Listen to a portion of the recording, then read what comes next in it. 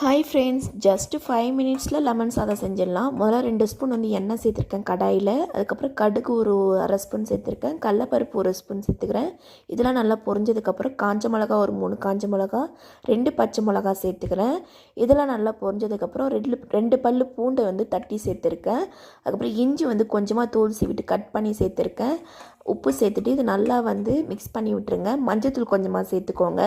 அதுக்கப்புறம் நம்ம lemon juice உடனே சேர்த்துடக்கூடாது. சாதம் சேர்த்துட்டு அதுக்கப்புறம் லெமன் ஜூஸ் சேர்த்துக்கோங்க. லெமன் ஒரு லெமன் அந்த விதையெல்லாம் எடுத்துகிட்டு லெமன் பிழிஞ்சி சேர்த்துருக்கேன். லெமன் சாதம் ரெடி. ரொம்ப நல்லாயிருக்கும், ட்ரை பண்ணி பாருங்கள். ரொம்ப டைமில்